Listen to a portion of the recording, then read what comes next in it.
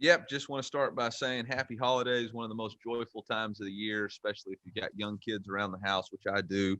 Obviously, you got the wonder of the Christmas tree and lights and Santa Claus and the hope for new beginnings with this year, and obviously great news with the vaccine coming out and just all the excitement about 2021 and getting back to what our sense of normalcy is. So hope everybody's excited about that in the holidays. And we're excited about an opportunity this week. Got a big game on the road in Stark Vegas. Can't wait to get down there. You know, face a very tough opponent. I think they're playing their best football right now. You really watch their progression throughout the year. You can tell that they're getting more and more comfortable in their scheme. Obviously, I think their quarterback, they found their quarterback, and he's doing an excellent job for them, knows exactly where the ball's supposed to go. Will Rogers got some dynamic wide receivers, specifically the true freshman. Gotta find his name right here. But he's having an outstanding year and is probably Jaden Wally, leading wide receiver. And you can just tell that offensively they're hitting their stride. Defensively, I mean, an extremely difficult test for us. Their defensive coordinator was at San Diego State, does a tremendous job. Zach Arnett.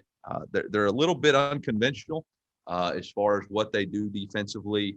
A lot of movements, a lot of stunts and blitzes and pressures. Creates angles for their defensive guys to create penetration, gets you off your tracks. It's going to be a very difficult challenge, different than what we saw in the past couple of weeks. So really got to respond to that. Need a good week of practice.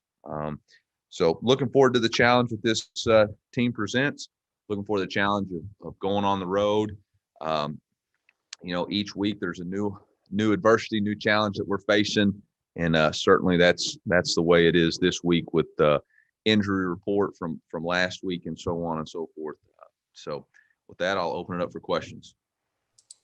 First one's going to come from Ben Arnett from KOMU. Ben.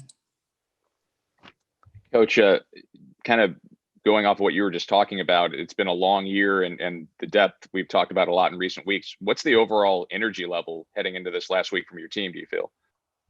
Well, I think it's I hadn't seen them today.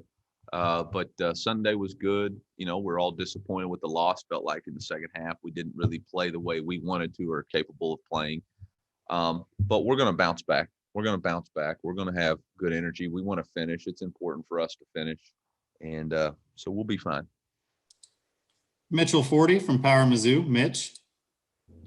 Eli, you mentioned already Mississippi State being a little bit unconventional on the offensive side of the ball. Obviously, they throw a lot. What does that present? Any unique challenges to your all's defense? Anything, I guess, different than you've seen in weeks past, or can you pretty much stick with the same principles? No, it's absolutely a challenge. Absolutely a challenge. It's a different type of challenge. The past couple of weeks we've really had a difficult time stopping the run and not being disciplined in our fits and not being able to pound gaps the way we need to. That's not really going to show up this week. They have the least runs or rush yardage or rush attempts in our conference.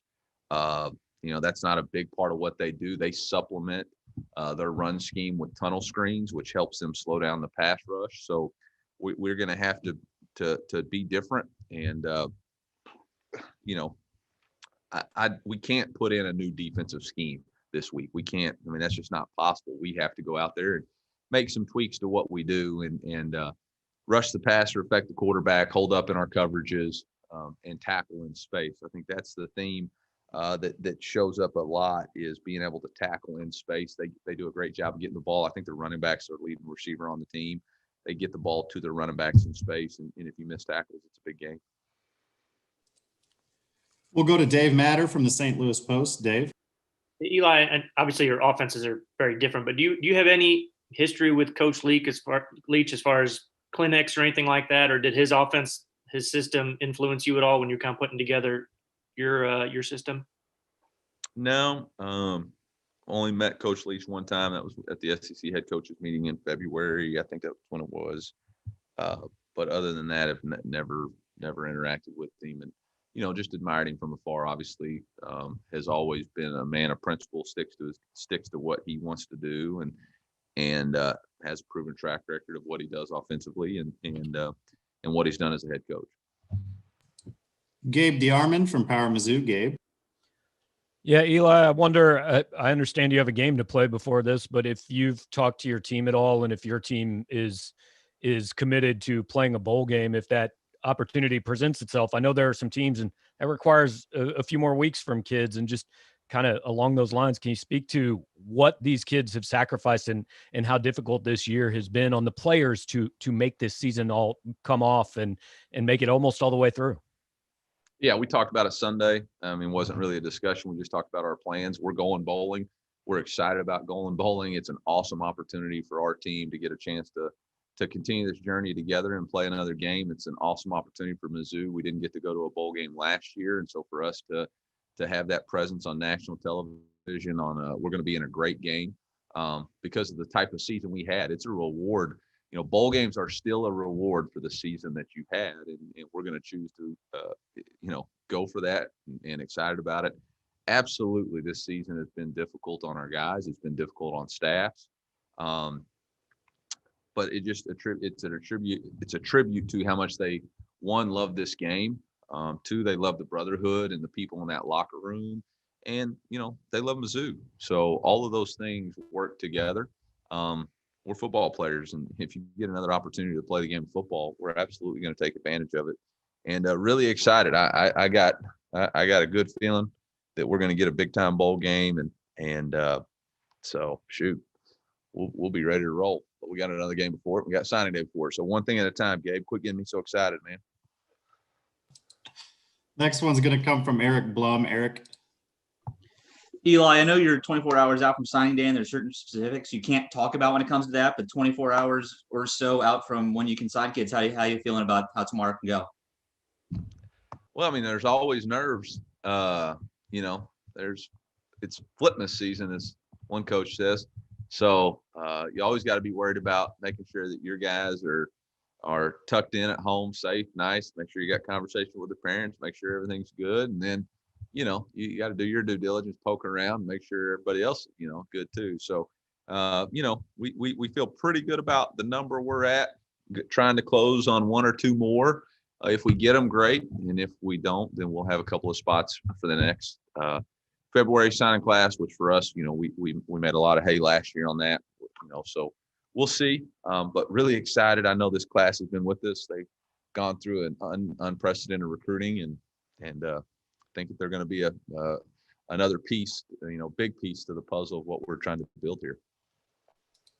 Mitchell. Eli, Jalen Carley's got the start last week and I think played the most snaps of any cornerback. He's, a guy who played receiver in high school. I guess, what is it about him that's enabled him to not only learn a new position, but, be someone you all rely on for that heavier role? Man, that young man's got a tremendous smile, does everything we ask him to do when he walks into this building. He's a great competitor. I think his benefit of playing offense helps him understand routes and depths and break points. And we've asked him to do a lot of tough stuff. I mean, he was in the last drive against the South Carolina game. And obviously this past week played a ton versus, one of the best teams we've played all season, one of the top 10 teams in the country. And he held his own. So really excited about his future. He's a competitor. He's exactly what we're hunting here at Mizzou, and sure glad he's here. Peter Baugh from The Athletic. Peter. Hey, Eli, I wanted to give you a chance. I know you worked under Gus Malzahn, and obviously with the news this week, what did he just mean to you as a coach when you were kind of coming up through the ranks? Yeah, I mean, I'm disappointed for Coach and Christy. Obviously, they mean a tremendous amount to me, me and my family, and obviously it wouldn't be here in my career if it wasn't for them and the opportunities they've presented to me. And disappointed again. Everybody has a right to choose who they employ or not, but man, did a tremendous job. Won the SEC, played in the SEC championship twice, played in the national championship, won 67% of his games or something crazy like that. One of the only coaches in this league that's even gone toe to toe with Coach Saban and actually won. So just surprised, but I know he's used his influence in a positive way. I know he's got a bright future ahead of him in whatever he chooses to do. And yeah, so I don't know. I was surprised, stunned, really. Dave Matter? Eli, you touched on injuries. You have any updates for this week coming out of the Georgia game? Yeah, Tyree Gillespie will be out this week. Michael Wilson will be out this week. Jalen Knox will be questionable this week. Pretty much the whole D-line will be questionable this week. Probably will be won't know until tomorrow whether or not they're ready. Kobe Whiteside, Markel Udsey, Trajan Jeffcoat, Chris Turner are all questionable as of right now. Ishburdine is out for this week. He'll be out after suffering an injury in the Georgia game. I want to say that's it, but there might be one more that I missed. Andrew Kaufman, go ahead. Coach, kind of going off of that, just, you almost made it to 10 games in an SEC only schedule. Has it, looking back on it now, has it been tougher, easier, as expected? What do you think? Sure as heck hadn't been easier. Tougher. Much tougher just because of the endurance test. Much tougher because of the I did not foresee the opt-outs, transfers. I didn't take into account what that would do to our roster. Obviously, I was really concerned of being down the 4 NCAA numbers in general. But then when you add in the opt-outs and the transfers and the different issues, we've played since South Carolina pretty much in the 50 scholarship numbers. So that's going to be the last 5 games of the season. And that's not precedented. That's not, I don't think that's how this sport's designed, especially at this level. So, our guys have shown a lot of fight and courage and heart, and our coaching staff showed a lot of resiliency to just try to figure out a way each week to put the best plan forward. And tip your hat to guys like Larry Roundtree and Case Cook and Michael Mayetti and Nick Bolton, Akil Byers. Those guys are playing. Josh Bledsoe. Every snap and giving us everything they got, and they're playing a ton of snaps. And so I think it's taken its toll physically, and we got to be smart trying to figure out ways to get these guys back healthy so that they can play fast on Saturday. But it's been a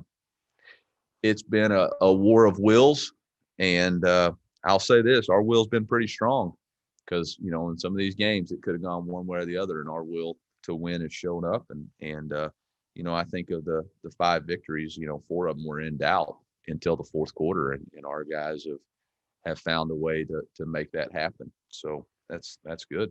That's good. Now we got to keep on going. Jack Sobel? Eli, I touched on JC a bit before, but he and Ennis obviously getting a lot of playing time this season, with Ennis, I think, starting every game. What can you say about their performance this year as true freshmen overall? And what does that mean for the future of your secondary that they're getting experience now? Yeah, extremely bright. Anytime you have these guys, playing as true freshmen, there's going to be times where it's like, holy cow. All right. But you also know that the best teacher is experience, and they're going to continue to improve. And, we got the makings to have a really good defensive secondary with those 2 guys anchoring those positions, specifically in the type of scheme that we like to play, which is man-to-man coverage. Those guys have proven to be able to handle it. Have they gotten beat? Absolutely. But have they held their own too in a lot of situations? You bet.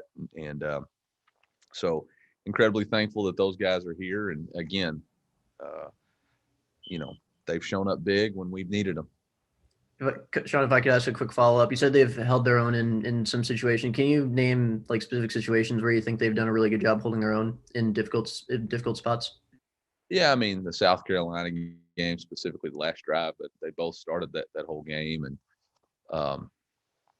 in the first half against, Georgia, those two guys did a nice job other than maybe one play. They held their own. And then obviously in Vanderbilt, we had a shutout. So, I think Ennis has played well in every game that he's, had to gone against.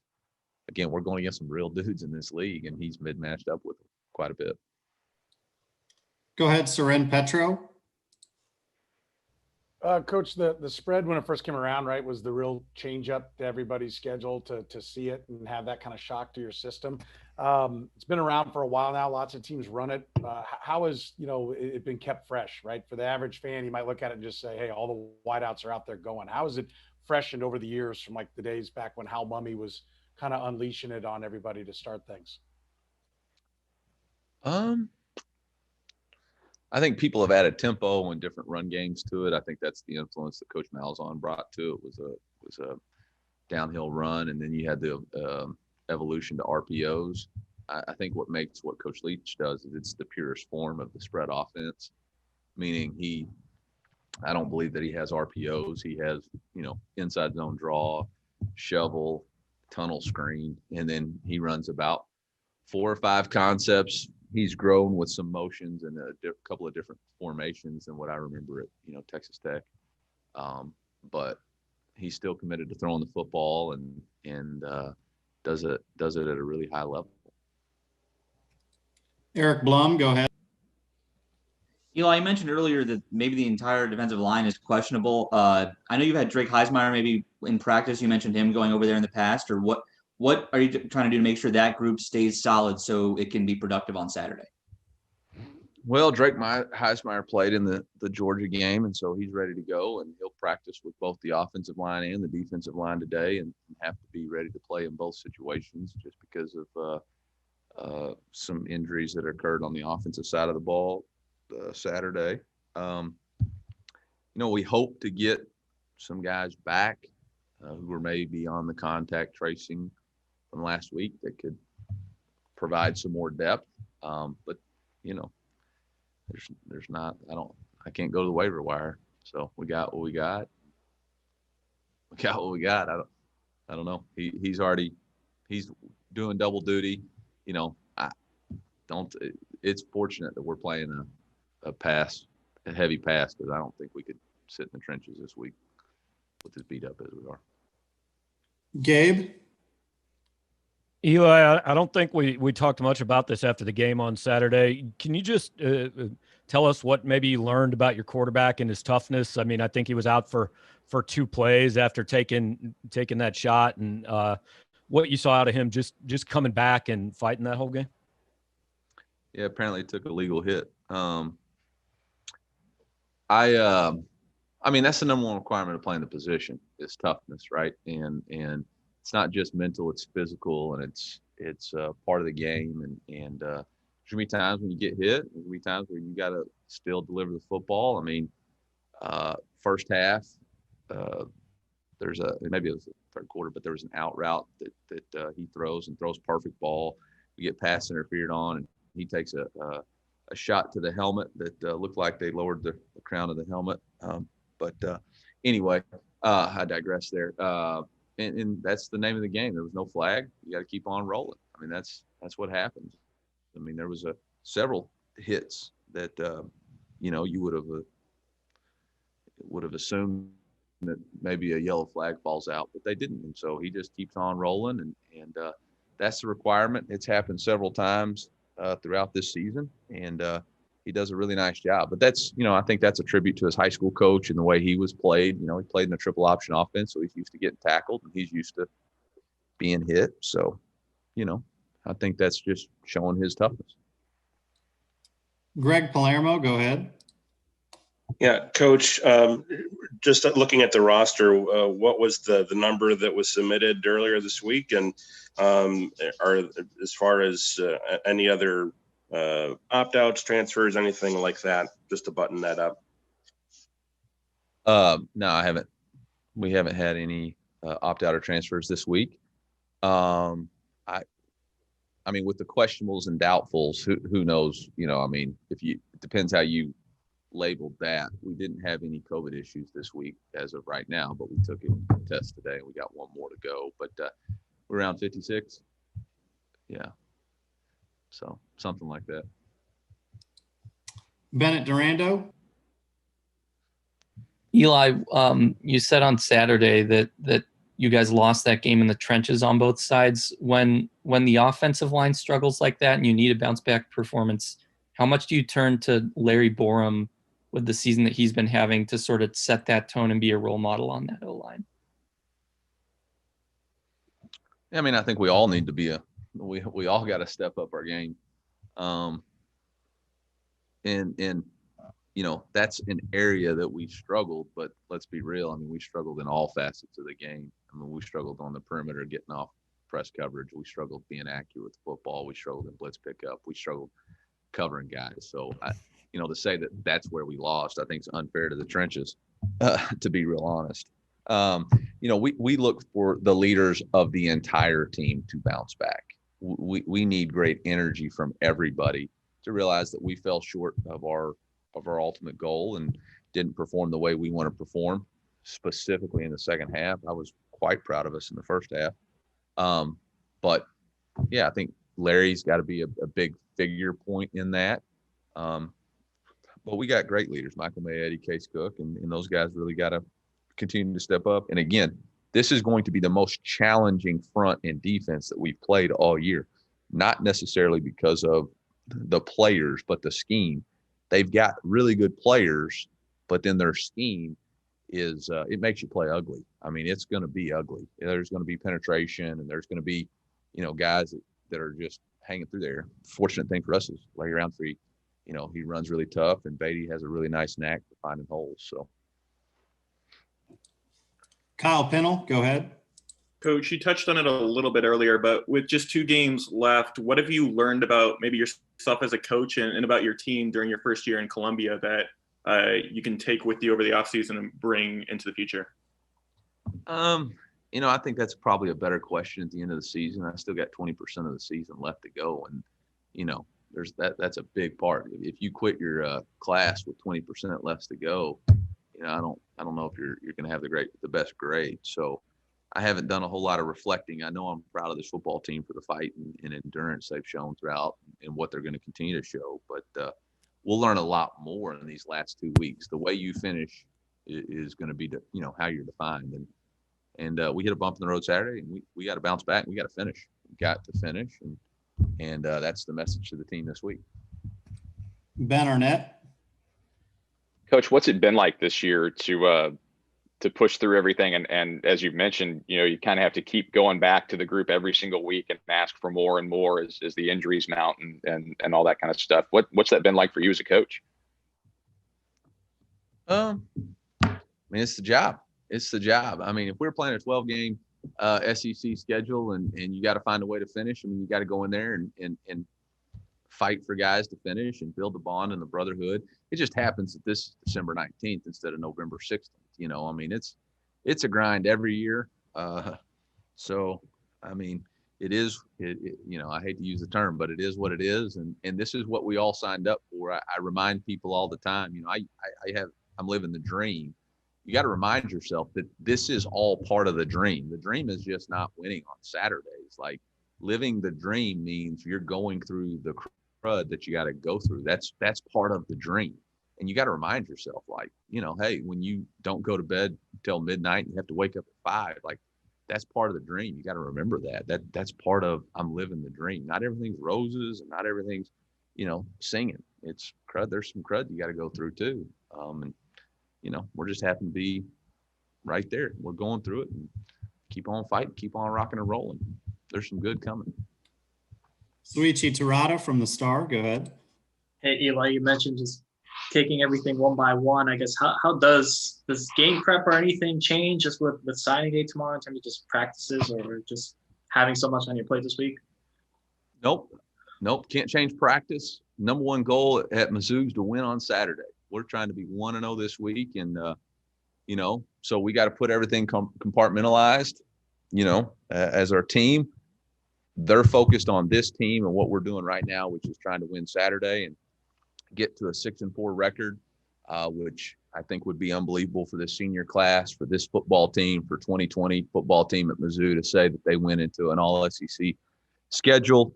To be 6-4, to have that would be something I think they could hang their hat on for a long, long time.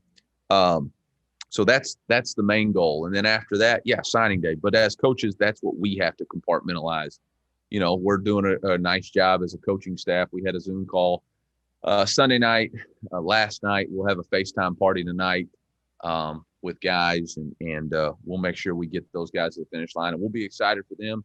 We can't cheat the 2021 class out of their signing day, and they've been cheated out of a lot of other stuff already because of this pandemic. So we will certainly have a lot of energy and excitement for them. But we can't lose sight of the number one goal, which is to win Saturday. Dave Matter. This is a time of year when other people are filling staffs. Do you have any kind of policy on if an assistant coach should get a call for another job outside of what's in their contract that says they have to do? For me, that's why core value number 4 is so important to me. Enjoy the journey.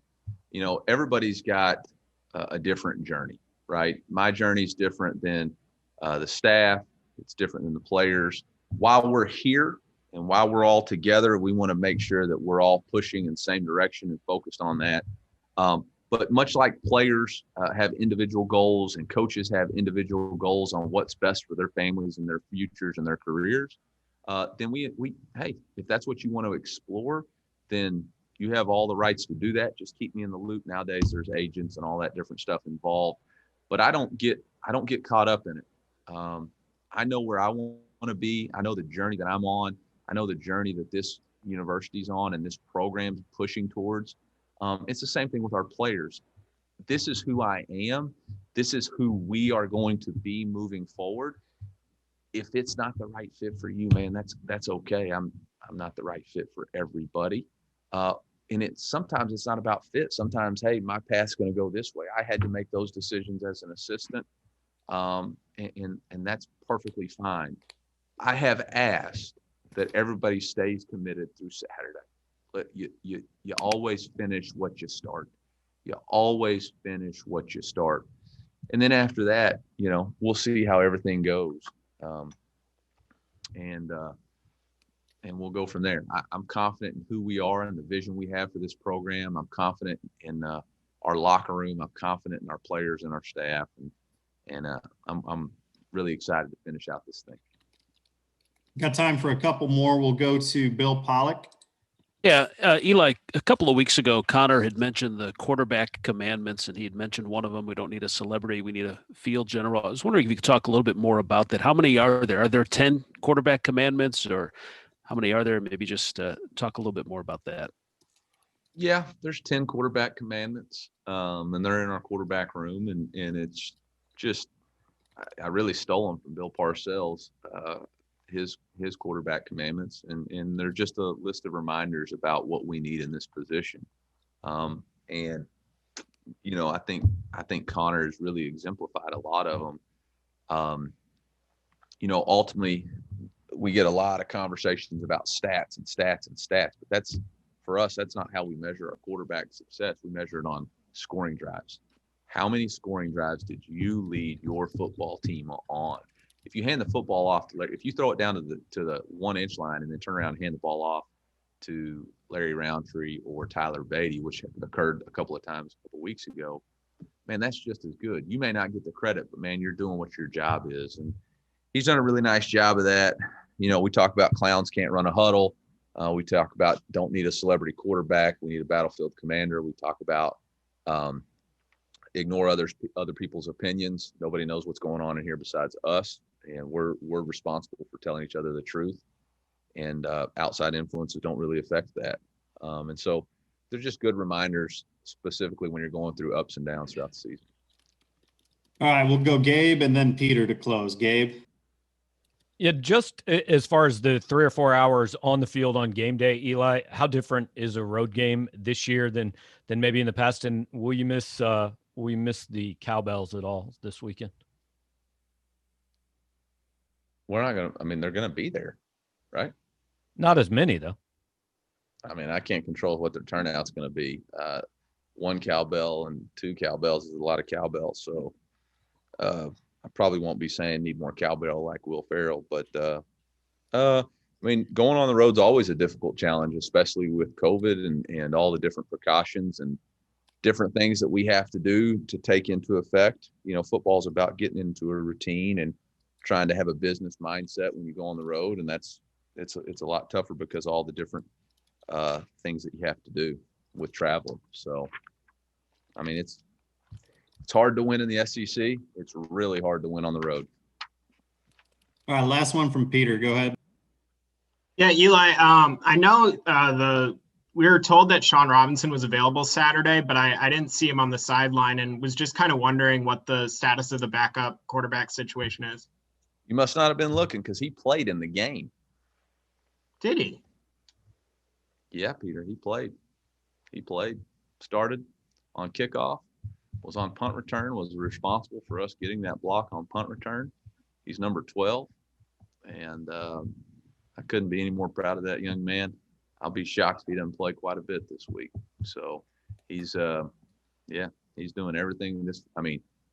Again, we only got a certain amount of scholarships, and that sucker's giving us everything he's got. And perfect. I mean, ideal teammate. Just his parents have done an unbelievable job raising that young man, and the character and the fight toughness that he's shown in the face of adversity, in the face of a lot of different things. Tremendous. So, yeah, I'm disappointed you didn't recognize that he played, because he was a significant contributor to our success in the first half. Yeah, I didn't realize he changed numbers. I mean, I can't do your job for you, Peter. I mean, what do you want me to tell you? All right, we'll let Coach go with that one. Thanks, Coach. Nobody asked me about my shirt. I mean, I saw all these other coaches wearing cool shirts, so I thought I'd try it. Nobody even asked. All right, thanks, guys.